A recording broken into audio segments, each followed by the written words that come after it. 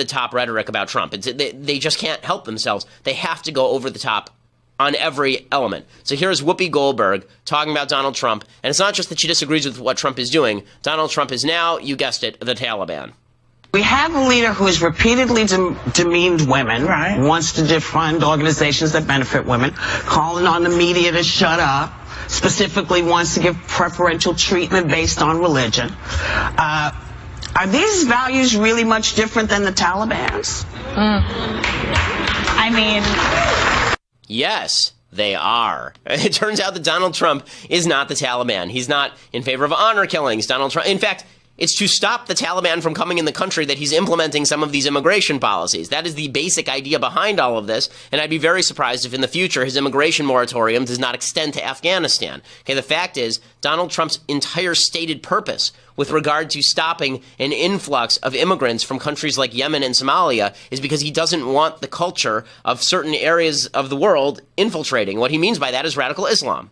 It's not a Muslim ban, because radical Islam and Islam are not the same thing. But it is an attempt to fight the infiltration of radical Islam into the West. So no, Donald Trump is not like the Taliban. The idea that Donald Trump is the Taliban because he is, at least in policy, pro-life. The idea that Donald Trump is the Taliban because Donald Trump doesn't want me to pay for your contraceptives. The idea that Donald Trump is the Taliban because Donald Trump is undertaking immigration reform that is in large part moderate. I mean, it really is. Again, of the 10 most populous Muslim countries on earth, 9 of them are still able to send whoever they want to the United States. Citizens from those countries can enter. And there are going to be lots of exceptions to Donald Trump's new immigration policy. The Democrats cannot help themselves. The left have to portray Donald Trump as Satan more than Satan. And there is something here that I think is kind of fascinating, and that is on both sides of the aisle, there's a tendency to attribute to the other side some sort of masterful genius. So on the left, instead of them just saying, Donald Trump, kind of incompetent, doing some things I don't like, meh, right? Which is, if you're a leftist, that's sort of what you would be saying if you're a relatively rational leftist at this point. Donald Trump is doing things I don't like, but man, he really doesn't even know what he's doing. I mean, this is pretty incompetent. That's what, if I were on the left, that's what I would be saying at this point.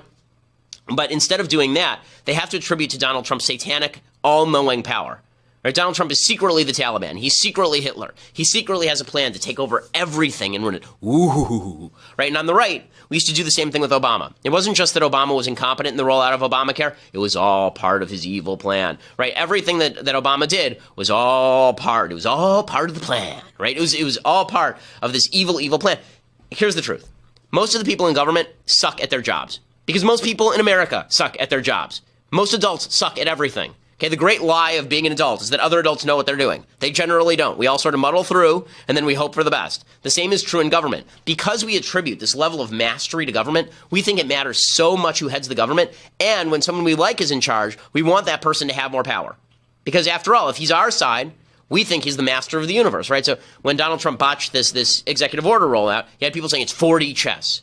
It's 4D chess. No, it's not 4D chess, okay? If it's 4D chess, it's the kind of 4D chess like in Star Wars where you don't play chess with the Wookiee because he gets mad and rips out your arms, right? It's not actually Donald Trump playing four-dimensional chess in time, right? That's not what's going on here. But because there are so many people who have a religious belief that our leaders know what they're doing, they say give them more power, they know what they're doing. It hasn't been true for 100 years.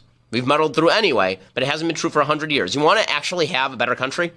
Stop treating the people in government as though they're experts and know what they're doing all the time with evil plans or good plans, and just say, you know what?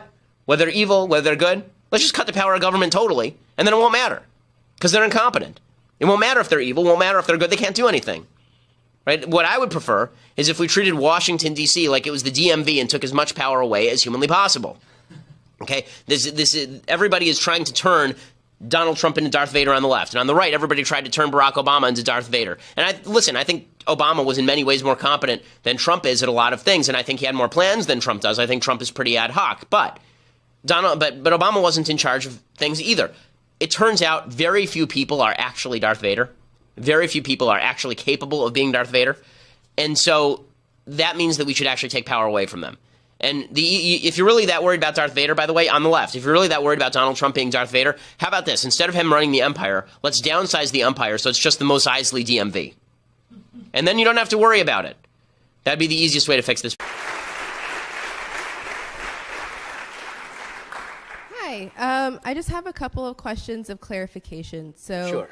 You touched on it a little bit towards the end of your lecture, but if you could describe more, I guess, like elaborate more on what you mean by decency and these fundamental values, especially in light of the statements that you just made in response to the question, not this last question, but before this, recognizing the fluidity of culture and cultural values and the existence of cultures that don't necessarily share the same values, and how do you account for that, moving towards a common set of values? How do you, if you believe that it is useful, develop coalition politics in order to move towards a collective sense of value?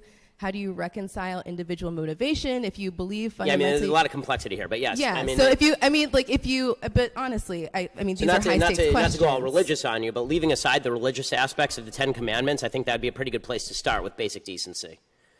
Right? Don't steal, don't... I'm a deeply religious person. I'm an Orthodox Jew. I don't think that it's mandated that everybody believe in God, obviously, and I think that, and I understand the arguments for atheism. That said, I think that, basic values that we in Western civilization tend to share, things like you don't get to kill people, you don't get to kidnap people. I think that values that have developed later, anti-slavery values, for example, that are a later breaking development from Western civilization, but have roots in Judeo-Christian civilization. Those are values that are fundamental values of decency. The ones embodied in the Constitution seem to me to be good values. Like, I don't get to harm you because I don't get to use the government as a club against you because I disagree with what you say. I don't get to use the government as a club against you because I disagree with your religious practice that doesn't infringe on me. I have sort of a John Stuart Mill view of interpersonal decency when it comes to governmental intervention, and that is I get to wave my fist around as much as I want so long as it doesn't hit your face. I just wonder about the slipperiness of that, right? Because that same value system has been used to justify a number of things that I think we would understand to be fundamentally unjust. Well, give me an example. As I say, the John Stuart Mill system would definitely not value slavery. I mean, that's not me waving my fist around until I hit your face. That's me putting you in chains. I mean, that's a fundamental human evil because I'm violating somebody else's rights. So it's the basic value that originally springs from the notion that we're all created in God's image, and then consummates in the idea that we're all equal under God, and that we all have equal rights under God. That doesn't allow things like slavery, and it fights against things like slavery. Now, where I think that some people get dicey about this, I don't want to lead you here, but I think this is where some people get dicey about this idea, is they say, okay, well, what about the things where I'm waving my fist around and I'm not formally hitting you in the face, but you're getting me upset? So, for example, if you have a private business and the private business decides to discriminate against Jews, right, or decides to discriminate against blacks or against gays, right, what would you do about that? So I don't think the government has any business telling private businesses what to do, because I think that capitalism is colorblind, and that means that if somebody discriminates against Jews or blacks or gays, they'll go out of business. There will be other people who offer their services. The problem is once you start to let government or society take a forced stand, an enforced stand as to what quote unquote good behavior is and bad behavior is, you start to get into real trouble. But I think we can all agree what actual harming behavior looks like. Actual harming behavior is not me denying you a service that I don't owe you in the first place. Actual harming behavior is me stealing something from you, punching you, taking your children, something that you have a right to, I'm taking away from you. And you don't have a right to my services. No one does. So just to be clear, is that something that you would define, as my last question? Is that something that you would define in objection, that you set sort of in opposition to things like microaggressions or criminals that you find to be false on the grounds that they are subjectively offensive? Are the things that you just listed things that you would find to be objectively offensive? Well, so now you're getting into a broader question, which is, are any values objective or subjective? All values, I suppose, in the end, are going to be subjective, but I think the ones that we can most easily agree on, and the ones to which there's an objective standard anyway, that doesn't require you to read my mind. Let's find a standard where we don't have to read each other's mind. So a standard where microaggressions require me to read your mind. I have to try and figure out what's going to offend you and what's not. I don't have to read your mind to know you probably don't want me to punch you in the face. Right? Like there's an objective standard there where I don't have to read your mind. We all sort of agree. And if we can't agree on that, we can't agree on literally anything, and then society's over. So I guess time to buy your food parcels and build your bomb shelters, if that's the case.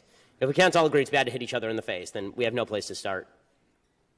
Thanks so much. All right, this will be